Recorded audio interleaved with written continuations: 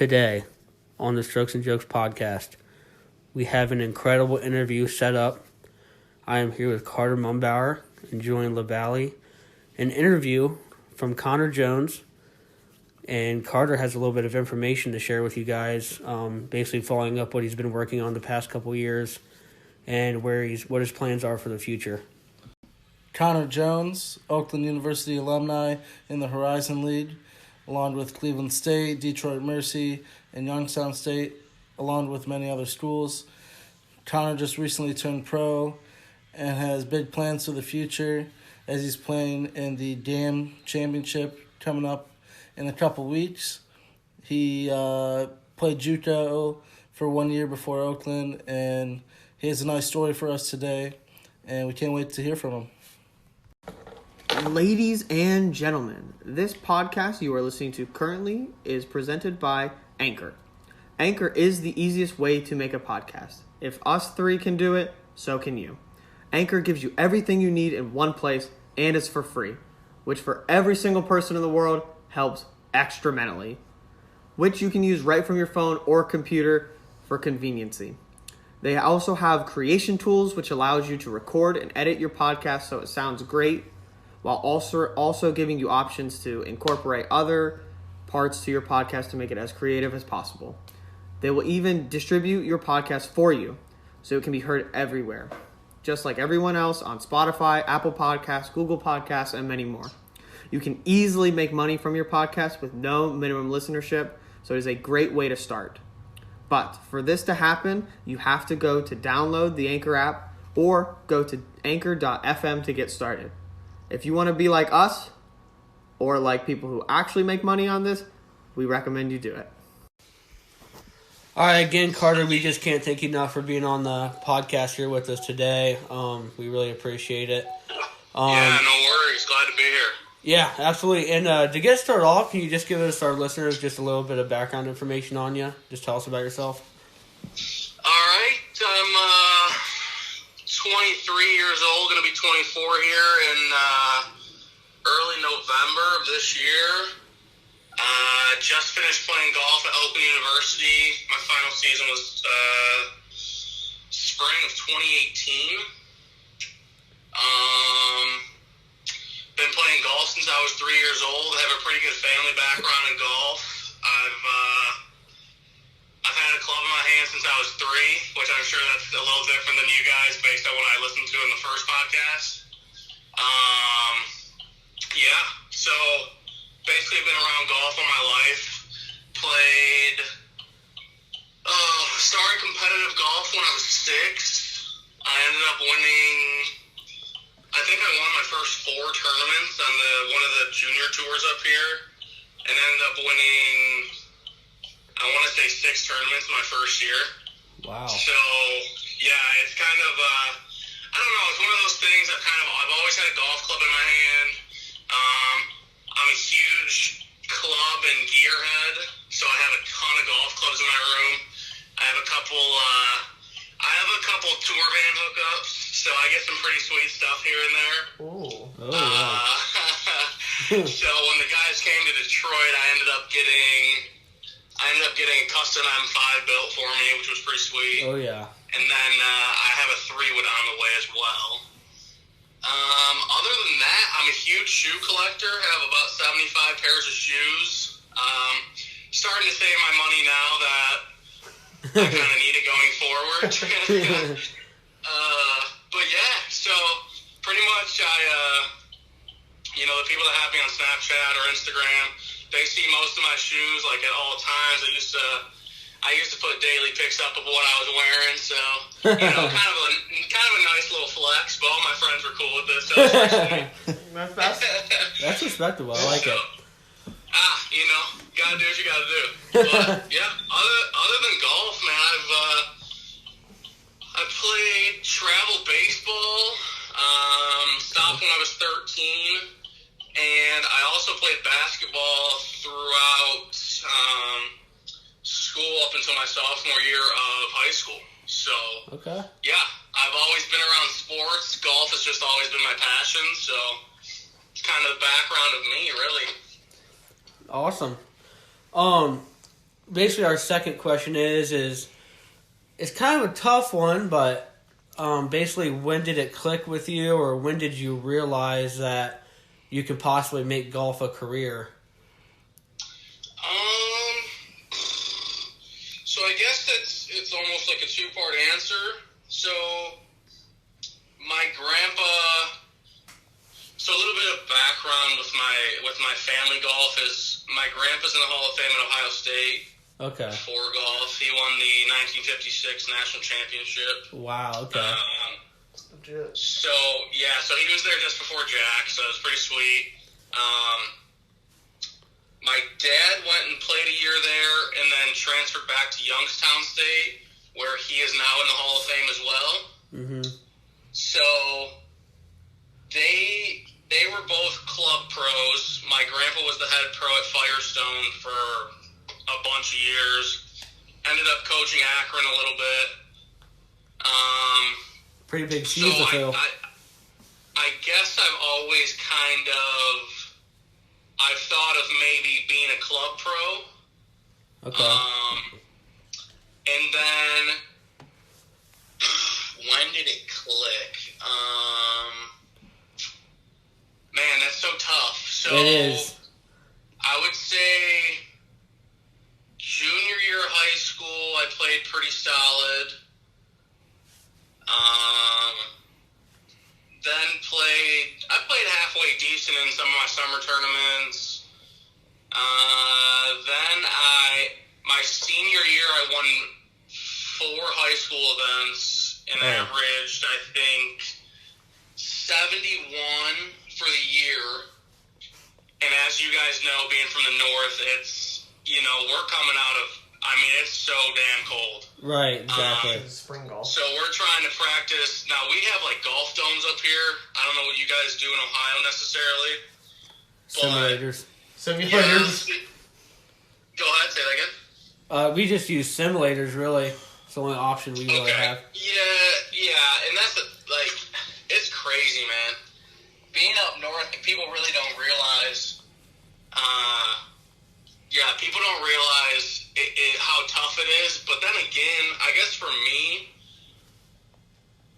going into senior year of high school, I almost realized it was so it's kind of like a blessing and a curse, I guess, is the way I looked at it, because you kind of, you're not competing for during the winter, so it's kind of giving you a mental break as well.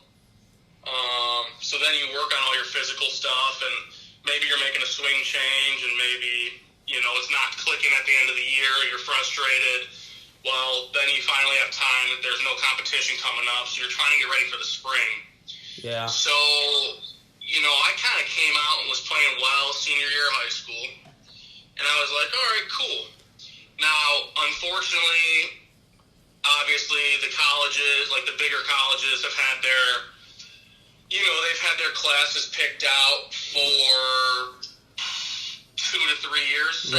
Right. And so obviously it was tough getting recruited, but I don't know. There was part of me that was still very optimistic that I could go play at the Division I level, because I felt like, I have the talent, but maybe I was I was a pretty late bloomer, I guess you could say. Right. And that's tough for coaches to pick. It's tough for a coach to be like, oh, I want him on my team. Yeah, it's hard for them to buy into it. Exactly. So, what did I do? So then the summer of that season, I finished tied for 12th at the Michigan Open. I was 6 under, and I lost by 14. Wow. Damn. Yeah, so Ryan Brem ended up winning that year, who just won a couple weeks ago on the Corn Ferry Tour.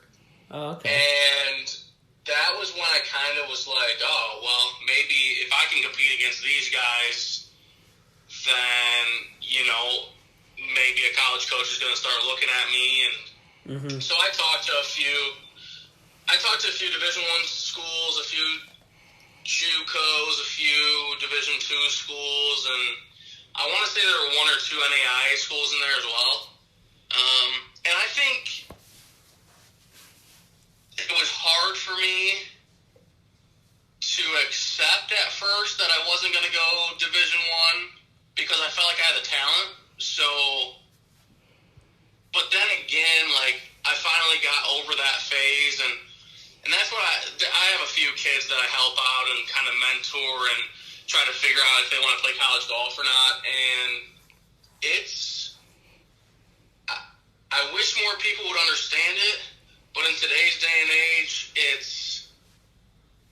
a lot of it has to do with parents telling them that they're the best thing since sliced bread. Right. You know, it is what it is. I mean, I'm just going to call it how I see it. Mm-hmm. So, you know, these kids are all pissed off. I don't know if you guys are edited or unedited. If I can cuss, we're cool. You're good. Joey, you're good. All right. It's full So, send. most kids kind of have this ego that, well, if I'm not going D1, then I don't want to fucking play a college sport. Yep. Well, that's asinine, first off.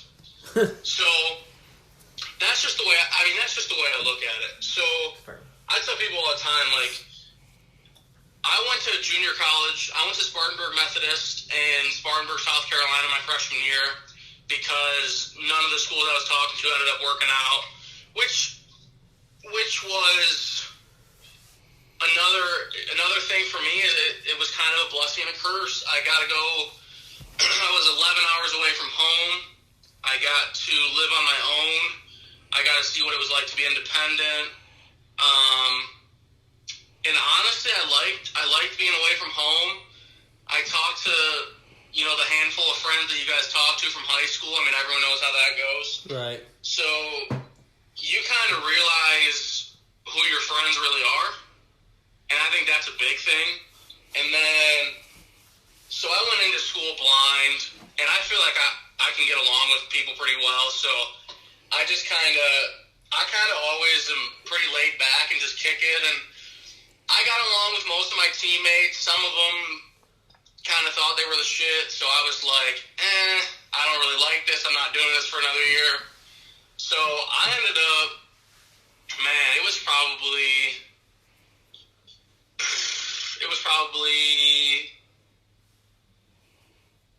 February maybe of my time down there, and I was like, you know, I just really don't like this, and I felt like I was kind of starting to play well, so I ended up reaching out during spring break. I was down at my sister's, and I was practicing down in actually Bluffton, South Carolina, funny enough. You guys went to Bluffton University, so yeah, I made this decision. I was like, you know what? I'm transferring somewhere, wherever it may be. And I was, same thing I went through the first time. I was talking to a couple of Division I schools. I was talking to some D2 schools. And I was just, like, ready to get out of there. I don't know. I guess it was sort of bittersweet, right? I'm living in the South for basically, what was it? Essentially 8 or 9 months when we were in school, right? Right. And our only bad month was January. I mean, I was hitting balls on frickin' Valentine's Day when everyone was up here freezing their ass off. So, I mean, there's so many pros and cons, but I ended up transferring back home to, and like I said, I loved being away from home. It was cool. I'm able to live on my own. Like, I can deal with that stuff. And just so happened that Oakland was the first school to throw an offer on the table. I had known a couple of the kids, and man, at the time, one of my teammates at Oakland, who was one of my best friends, his name's Jake Neen, and I mean, I'm sure you guys will hear his name. He won the Michigan Open last year as an amateur. Wow. He's been to 2 USAMs. So at the time, we had a kid, Dan Alt, who was one of my best friends. At the time, so I transferred in sophomore year. I played played with Dan, I don't remember what year it was, but he made it to the U.S. Junior Am. He finished medalist at our qualifier up here.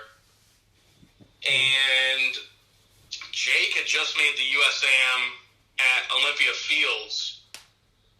And they had just gotten rid of the old coach that really didn't want to talk to me, which I was fine with. Not everyone's going to want to talk to you. So, it was nice knowing some of the guys. I probably knew half the team.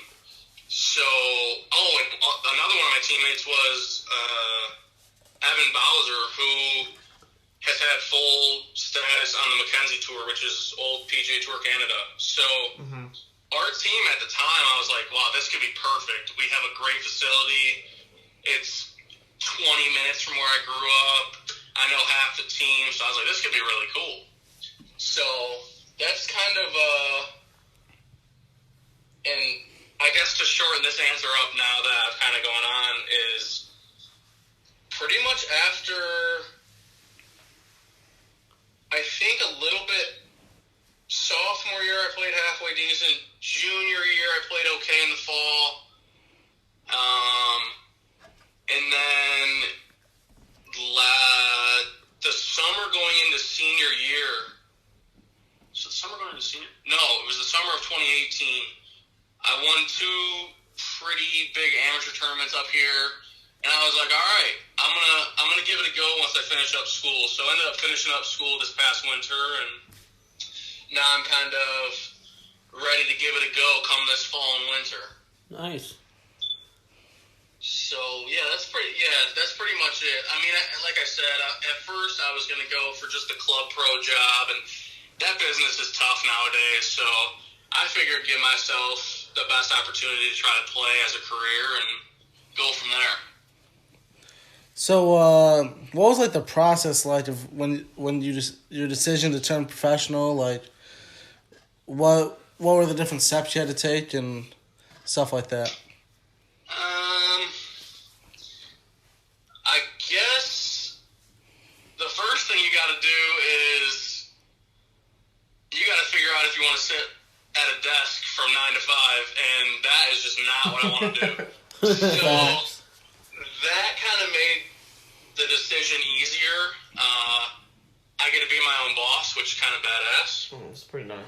I mean, I get to wake up and be like, oh, do I want to go get golf balls? Do I want to play, or do I want to work out first?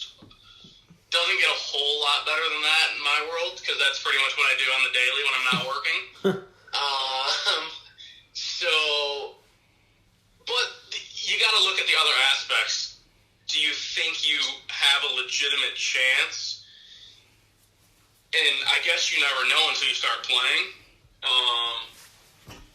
But then it goes into the expense portion of it, and it is so expensive. And I've done my research. I've looked into it all, and luckily I'll have some people backing me that are very generous, and I'm very thankful for. But I mean, without them, it probably wouldn't be feasible unless I was trying to pinch pennies, which to play professional golf is almost impossible in today's day and age because it's so expensive. And I was just down at the National Father-Son and at Country Club of North Carolina a couple weeks ago, and the first day my dad and I played with a kid who turned pro. He had enough money to do it for a year. Actually, he had enough money to do it for 2 years, but he ended up only doing it for 1 because he doesn't hit it super long. He hits it relatively straight, but my dad and I, and then his dad and I sat down for a little bit after and had a couple beers, and we were just chit-chatting, and his dad told me, he said, I think this is something I'll never forget. He said, Connor, if you're going to go and you're going to turn professional and you're going to play, you cannot think about the money. You cannot do it, or else you will not be able to succeed. So in the last couple of weeks, I've really been thinking pretty hard about that, and I do think it's true. So yeah, there's a few steps that go into it, I guess, technically, but yeah, I would say the biggest thing is the expenses and what you're looking at, and is it feasible? I guess would be the other one. Right.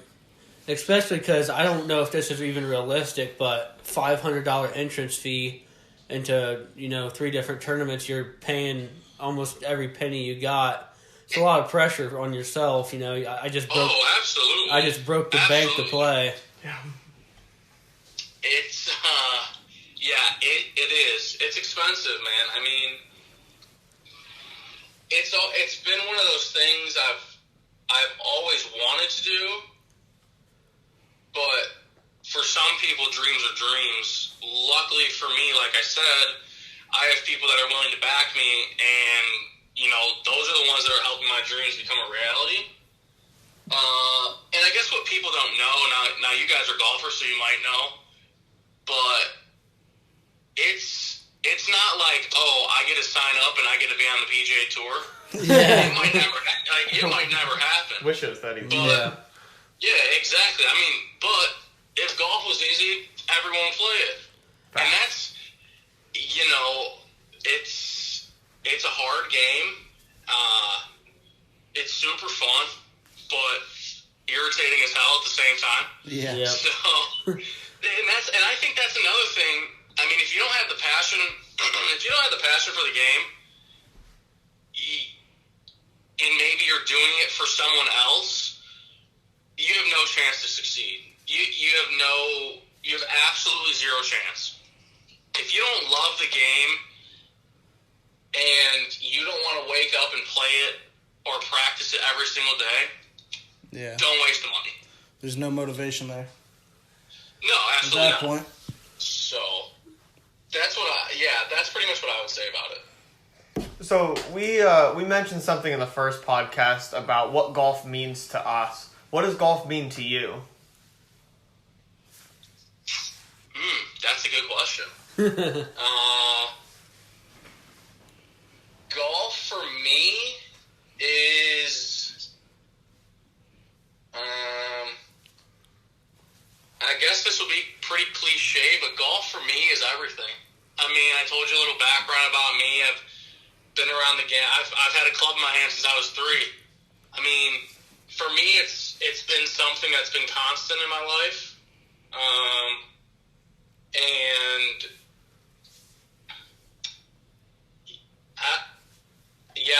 I guess I don't really know what, like, it's kind of just my life. And if you know me, it's pretty noticeable. It means everything to me. But it's just been, it's something that even when you're stressed out about, say, schoolwork, or you got a project due, or you got work to do, blah blah blah, like, you can go play 9 holes or hit golf balls on the driving range, and you can just escape from everything. Plug in your music if you want. I mean, obviously you don't have to. Like, a lot of times I'll plug my music in, go to the far end of the range, and I'll just hit some golf balls, or I'll go play 9 by myself and kind of just, when I'm on the golf course, I don't think about anything else apart from what I'm doing. So for me, it's definitely been something I've always fallen back on as a stress reliever, even though it never really relieves stress. It kind of just pisses you off even more. Yeah. I guess that would be my answer to that question. Like I said, it sounds pretty cliche, but it's been something I've done forever. So, I mean, I don't know what I would do without the game, to be honest with you. And you know what? That's an answer we'll take, because for a lot of us, golf really is just about everything. I tell people all the time, like, it's the only sport you can play for your entire life. Right. So, I think, and you're never too old to get into it. And I guess that's the cool thing about it. So, you know, if you're looking for something to do, I would try golf, but just know you're not going to be good at it the first X amount of years you play, because it is hard. Oh, it's Yeah. tough. It is tough. It is. But man, once you find you could play a shitty round of golf, you hit one shot square on the club face, and you say, "All right, we're gonna do it again tomorrow." Well, no. How dumb is that? Yeah. It's One You good. play 18 holes and hit one good shot, and you're like, "Oh, I'll try it again tomorrow." Yeah, one good shot always brings you back. always brings you back. Exactly. But So, yeah. so Connor, what's on the playlist for you down the range? What are we listening to? Man, I listen to some hardcore hip hop. Like,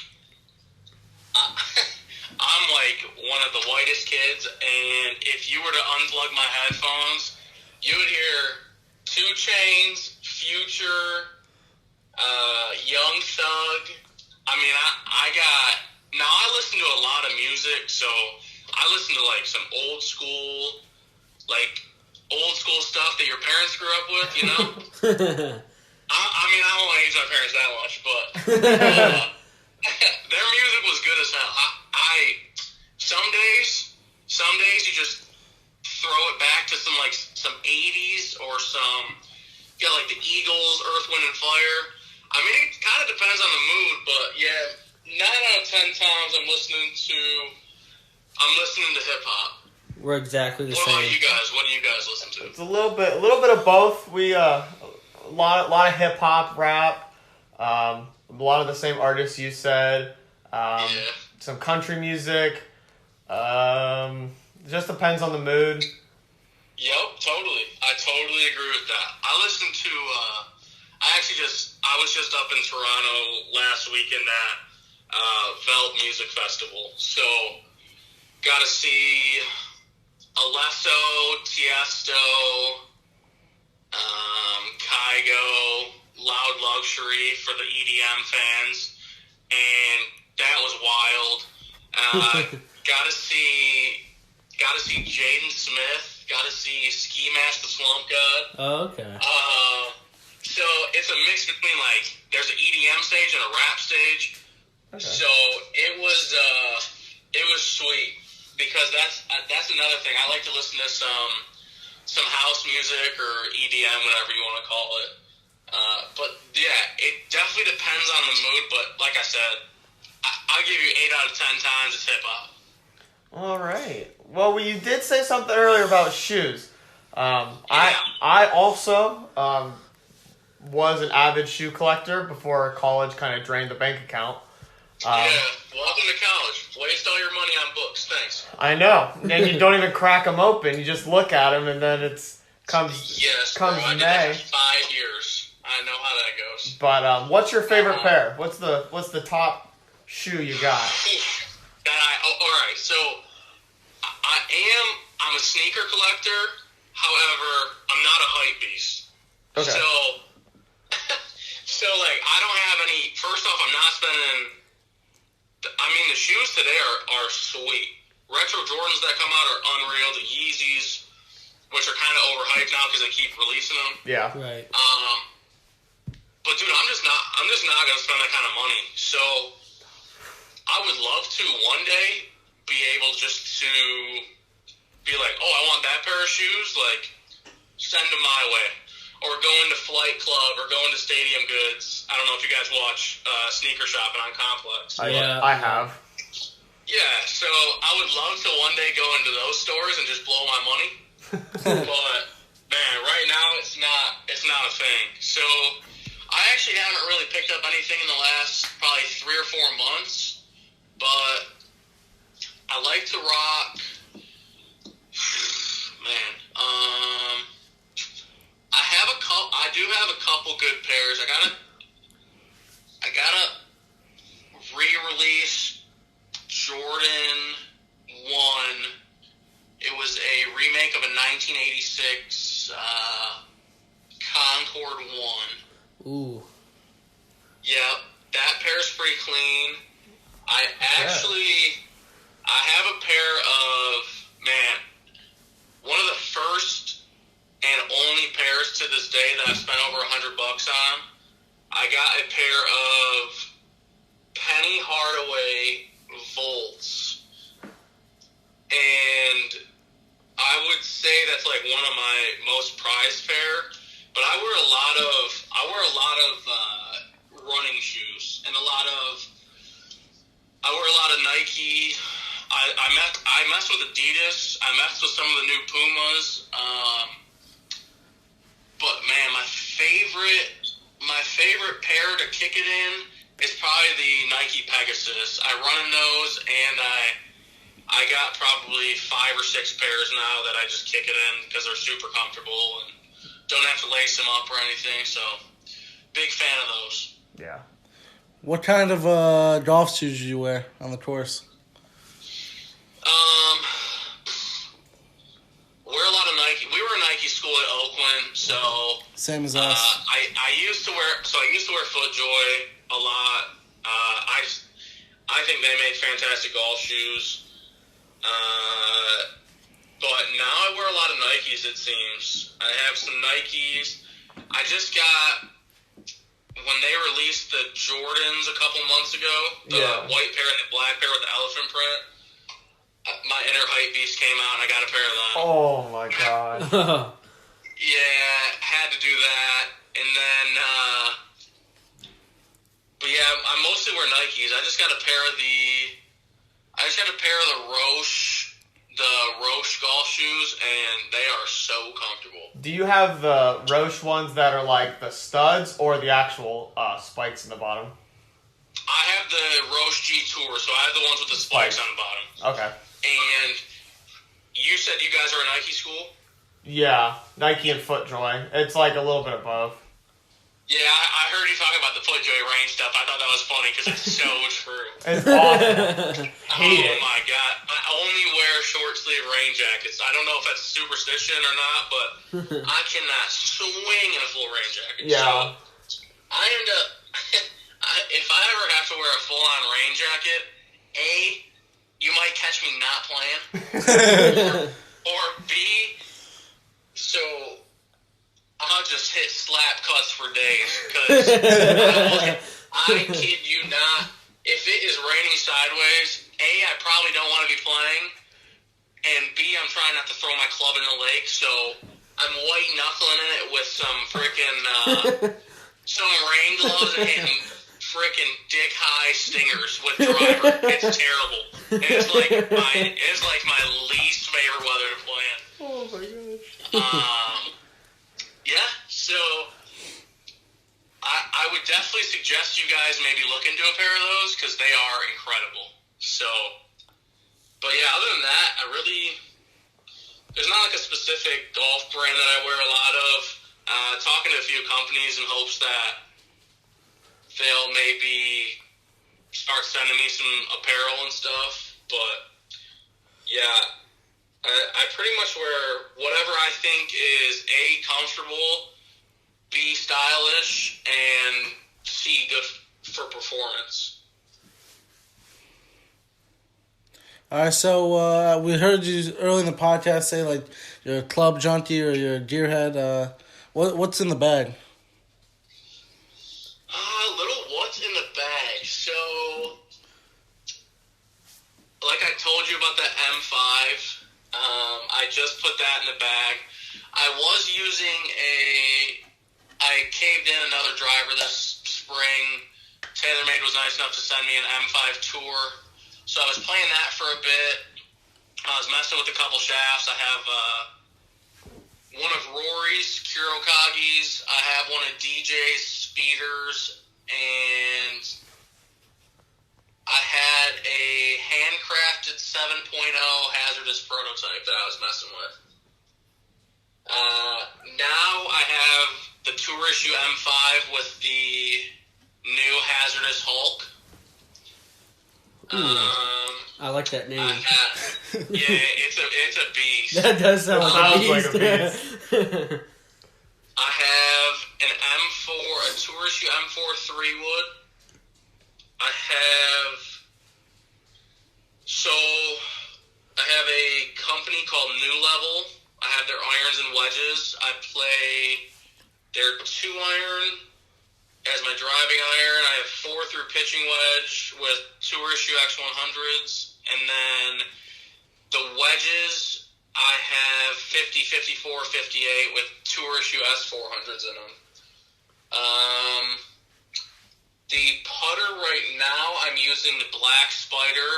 I was just able to get my hands on a Spider Mini, the gold one. So Ooh. a little bit of testing going on there, which is not great considering I leave tomorrow night for a tournament. So that's always good. Golf ball, I have played the TP5 for the last few years. Maybe transitioning to Bridgestone. There might be more with that coming up soon. So, yeah. And then I use all Super Stroke grips. I know the owner pretty well, so go out to they're headquartered out of Wixom, so their customer service and the owner is great out there, so they've been big time to me so far, so I really appreciate their help. That's about all I got in the bag. I don't think there's anything else, right? Golf club. Yeah, it sounds pretty And then tasty. that's about it. That's about it. What ball did you guys play in college? Did you play TP5s? Yeah, so it was sort of funny. I've played TaylorMade since senior year of high school. So I started with the Lethal, then went to the Tour Preferred, Tour Preferred X.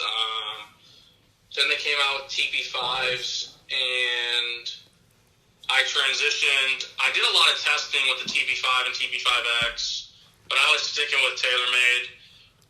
At the time, I spun Titleist too much, which was crazy. I mean, they're great. They make the number one golf ball on tour, right? So, a lot of people like to say they're playing Titleist, but part of the reason I was playing TaylorMade at the time was because a lot of people were playing the same golf balls. So it was always nice to be in a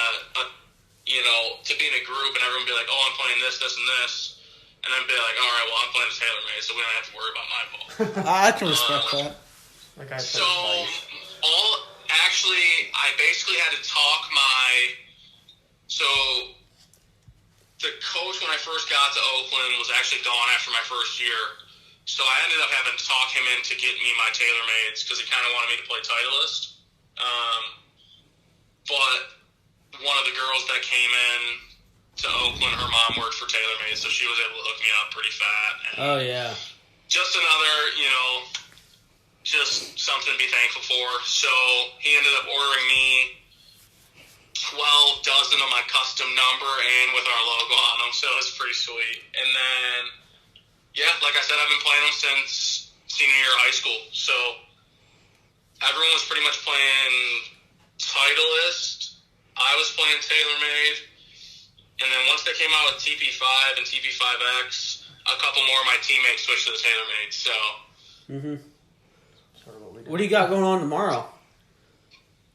tomorrow I have a Pub Links match at 12:30, and then I'm heading up to Muskegon for the GAM Championship, which is the Golf Association of Michigan. So okay. it's always it's pretty much the last tournament to play in of the summer. I'm actually coming down to Ohio for the Toledo Open, so I will be there. Have any of you played Stone Oak Country Club? Stone Oak. Don't know where it's located. I just know that's what it's called. Is it in Toledo, you said? It's I want to say it's right around there. Craig would have played it. Scorecard looks sweet. I think it's only like 6,400 yards, so Oh, it should wow. be fun. Okay. Yeah. Yeah, that's always fun when you play those little bit shorter on the sides. I have a feeling it's gonna be. You're you're gonna have to work the ball, which I'm cool with. It'll be a fun test. So, yeah. Other than that, I really don't have much. I don't have much more coming up. Just getting ready to move to.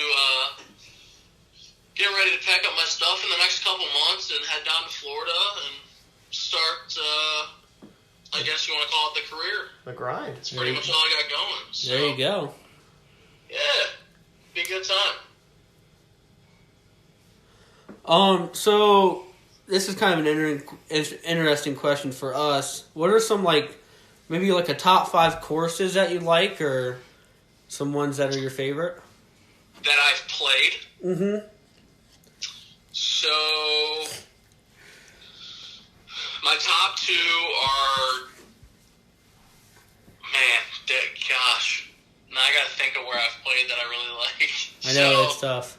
my top 2, and my dad and I consider this our heaven, is Country Club in North Carolina, the Dogwood course, and the Cardinal course. That's where the National Father-Son is. So we always looked forward to going down to that. We played in the last 5 years. So my dad and his dad, so my grandpa, they were able to win it 3 times and finish second 3 times. So, there's a lot of sentimental value to that place to me. But the golf courses are incredible. Wow. So, there's 2 of the 5 to start. Then, my coach was lucky enough to get us on Peachtree, which Peachtree is essentially the sister course to Augusta. Ooh. They have I'll just give you a rundown of this place real quick. I don't know how much time we have left, but No, you're Plenty. good. We're good. all right. So this place has 120 members. No rules, all guys. Pro V's on the range, Pro V's on the short game area. I mean, dude, this Legit. place was ridiculous. I think the group in front of us. So we went in 2 foursomes, I believe, if I remember correctly.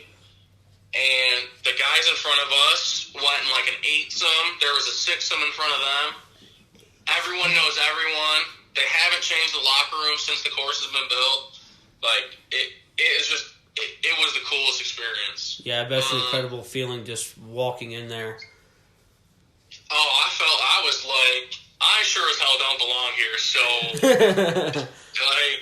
I'm trying, you're not trying to step on anyone's toes. And then the member that was nice enough to bring us out there was like, oh, we don't care about anything here. He was basically like, yeah, we pretty much do what we want, and this is our golf course, so have fun. I was like, all right, sounds good. I have Pinehurst number 2 has to go in my top 5. That course is, my dad and I played it, I want to say, it might be 3 years ago now. That's the hardest golf course I've ever played. But it's so pure, so you really can't be mad at playing bad. And then 5th, I'd probably have to go with Detroit Golf Club North, where they just held the Rocket Mortgage Classic. That North and South they're both incredible. The North course is, you better play well or you're going to shoot a big number. That same thing. That course has I have some good memories at that course from this tournament called the Horton Smith.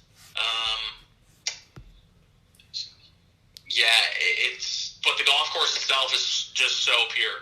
So that, without going into super deep thought, I would probably say that's my top 5 right there. Yeah, it's kind of cool because we have a lot of connection. North Carolina, obviously we're from Ohio. Carter's from Michigan. You're from Michigan. And it's kind of cool that, we went to a Detroit Golf Club to watch the Rocket Mortgage Classic. Oh, did you? Yeah. excellent course. We took a trip to Canada. We went up to Windsor and played in Windsor. Did you play at the Ambassador Club? Yes. Yep. Dude, so that place is incredible, is it not? Oh, Yeah. it's Yes. here. So we I went. went up there. I went up there to watch the Mackenzie Tour event 2 years ago. The Windsor Championship. Yes. So Corey yeah, Collins. that golf course looked awesome. I was a big fan of it when I was there. But yeah, Detroit Golf Club. What'd you guys think of that place? It was nice. It's just overall beautiful, like the layout and just like the I mean, water, it's everything's pretty purposely placed. Yeah. It's pretty straightforward, I'll be honest with you. But like I said, if you're not hitting it good off the tee, you were in for a long day. It was just so cool. I know I haven't been to a PGA tournament or anything, but just seeing like how pure everything looks, how the grass is just so clean cut and everything like that, it was just amazing. Yes, exactly. So, yeah, that place is one of my favorites. Like I said, that tournament called the Horton Smith basically kicked off the summer for us. It's basically the Michigan Masters, they call it. So, you play the North and South the first day, then they have a super nice dinner, and then you play North for the third round, and then the next day you come back and play the South. So I don't know, that's part of the reason that course has there's a lot of meaning to me there, but it's just so pure. Like I said, what you see is what you get, and I went Tuesday, Wednesday, and Thursday this year. Part of the reason on Wednesday was to get my driver, but a couple of my buddies were playing. In the Pro-Am as well, so I followed them for a few holes, and then obviously Thursday the start of the tournament. But I'll tell people, I've told people since that experience, like Tuesday, I would say the practice rounds are the way to go. The guys are willing to talk to you. You can go on the range, same thing. They're willing to talk to you. Most of those guys out there are super cool. So one of my good buddies who plays at University of Detroit Mercy, who is in our conference, his name's Scotty Sparks, and he caddied at the Monday qualifier at the Orchards, which I've played probably 100 times. He was a member out there for a few years. It's like one of those places that we kind of grew up because it's like one of the best public courses around here. So he caddied for a kid named Wes Holman, who ended up making it into the Rocket Mortgage. And Wes kept him on the bag for the entire tournament. That's awesome. Which was unreal. So on Tuesday, I actually went out there I think I got there around noon, and I didn't leave until they were done playing the practice round because I saw a few guys that I wanted to watch on the putting green and kind of like on the range a little bit to see what they were working on. And then I went and walked with Scotty and Wes, and I got out there, and the group was, their practice round group on Tuesday was Trey Mullinax, Roberto Castro, and I totally forgot who the other guy was. But, was it Vaughn Taylor maybe? And then after 9, a couple of the guys left, and then Jason Kokrak, an Ohio boy, was linked up with them and played the other side. So I watched with those guys and talked to them. So it was cool, and that's why I say like the practice rounds are definitely the way to go. If I would tell people to go. What day did you guys go to the tournament? Tuesday. Oh, okay. So there you go. I know we might have just passed you and not even realized it. I know. Honestly, we might have passed each other. That's pretty cool. Yeah, it was. But no, it was super cool to get it. It's super. Detroit is kind of on the comeback. So it was awesome to see a tournament come back there, and, you know, ever since the Buick Open left, you know, I kind of always felt that Michigan wanted to have another tournament. So I think it's really cool that it's at Detroit Golf Club since I played it a lot. So when guys are hitting in certain spots, I'm like, oh, that's really good, or that's like, oh, that's tough. absolutely shafted. Just get killed. Because let me tell you, I've hit it in a lot of those spots, so I know all about that. Oh yeah, we've all been there. So, yeah, that's what I would say about it. So maybe probably one more question, and Yeah, fire away. so we played a scramble today. I also played a scramble today. Oh, really? I bet you did better than us. So this will fit perfectly. What's your dream foursome? Is it you and the boys, or are you gonna pick a couple pros, or?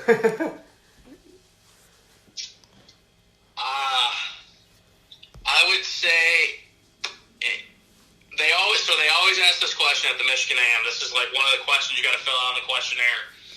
And I'm pretty sure the last couple of years, my answer has been my dad, my grandpa, and Jack Nicklaus or Tiger. I can't remember what I put, but I'm pretty sure it was Jack. Yeah. As much as I would obviously love to play with Tiger, and every other golfer would say the same thing, I was lucky enough to meet Jack this year at the Michigan AM. It was the 100th celebration for the Golf Association of Michigan, and he was the guest speaker at the dinner. So when I was playing my practice round on Monday with some buddies, we hit our tee shots on 9, and golf carts were driving up, and we were like, well, there's no golf carts allowed. Like, who could this be? Sure enough, it was Jack. And my grandpa has always said he is super generous and super gracious, and I will go on the record to say that Jack Nicklaus is one of, if not the nicest human being on planet Earth. Wow. So that only helped my answer. So yeah, it would definitely be those guys. There's nothing better than playing golf with your pops. I mean, you know, luckily for me, my dad's been a very good player for a long time. So, like I said, the National Father-Son is. This was obviously my last year as I'm turning pro. So, we've been down for the last 5 years, and they were like, honestly, like, we'd love to have you back, even if you're just watching. So I'm sure we'll make a trip down there next year.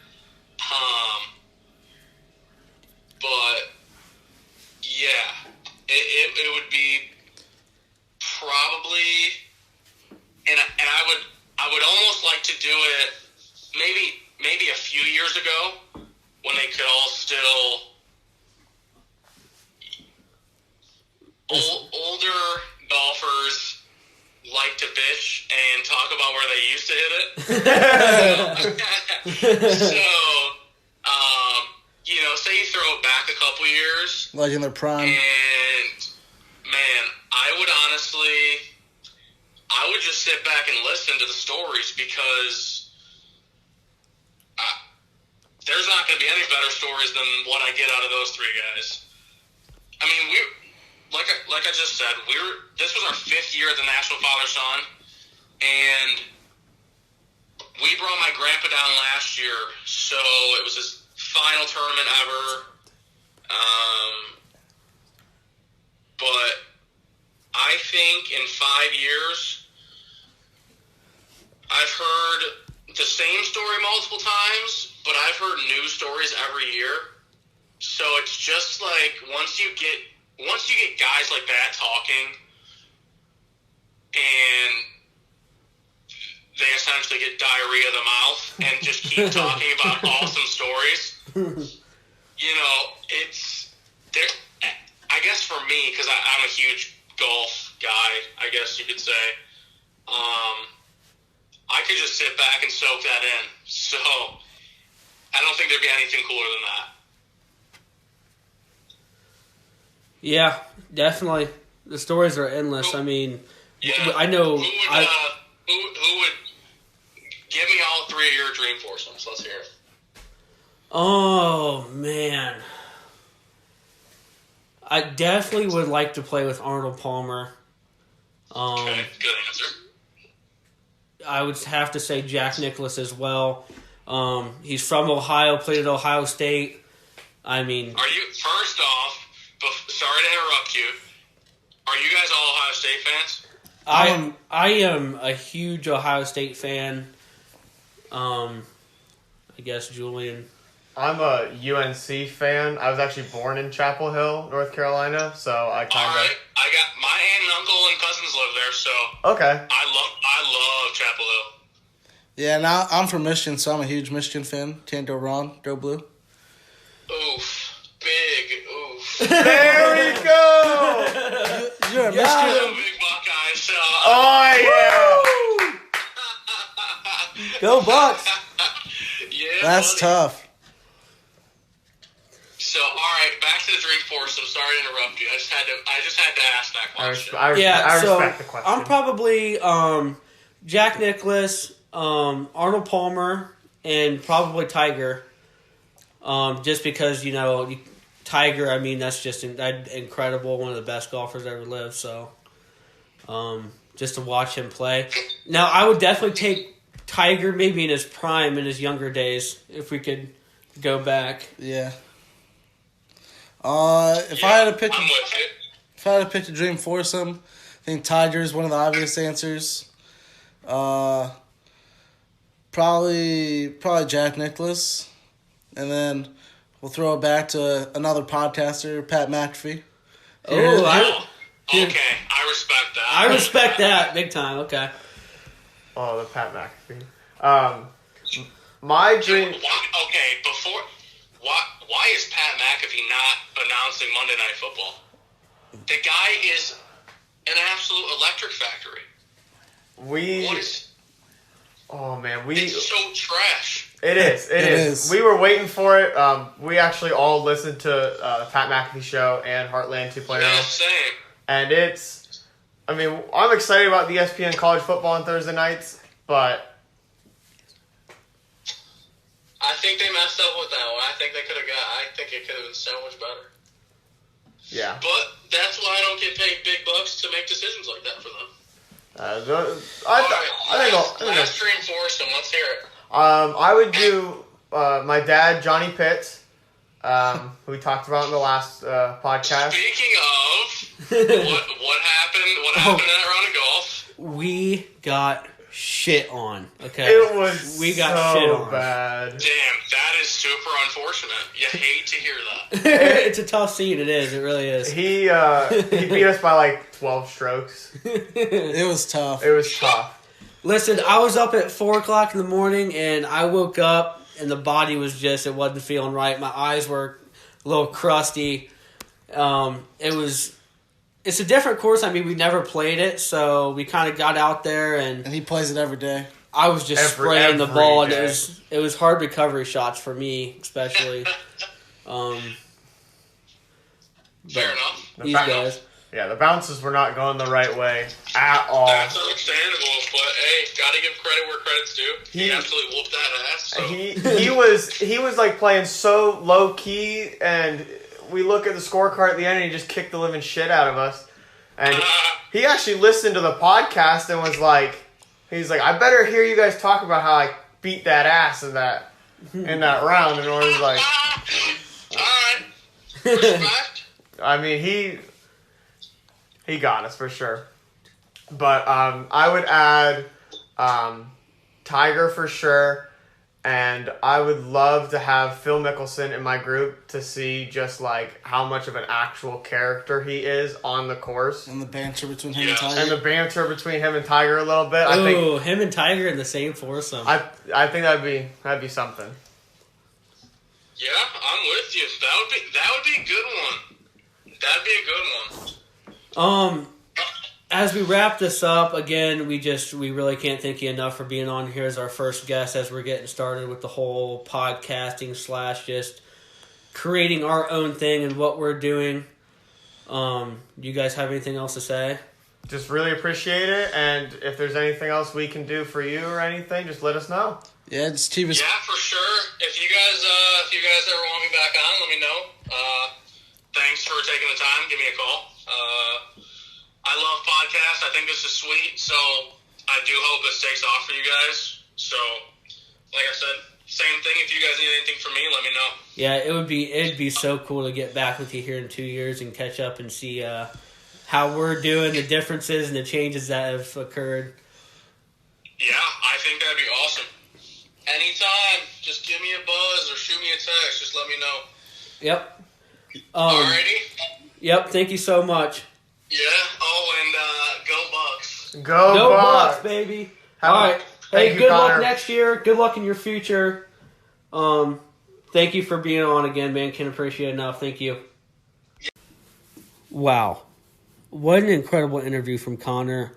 We can't thank him enough for coming on the channel. What a cool guy. So interesting hearing his story and how it relates to mine and how we connected and had so much in common. Big things for the future. I'm excited. The guys are excited. Have a lot going on. Big thanks to him. Thanks to our 39 viewers. We appreciate it. And I'm sure some of the guys have some stuff to say as well. Big thanks to Connor Jones for coming on the show. Much appreciative.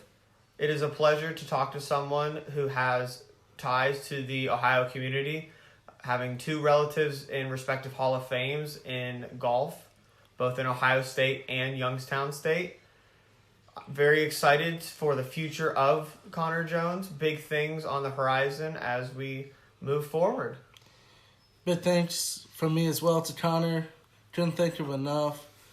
His interview was truly incredible, just sharing his story and how all three of us could relate to him and some of the things that we had in common. Make sure you go follow him in the description. On Twitter, his ad is Connor_Jones54. It'll be in the description as well. All right, guys. We're going to get back to stroking and joking, and you do the same.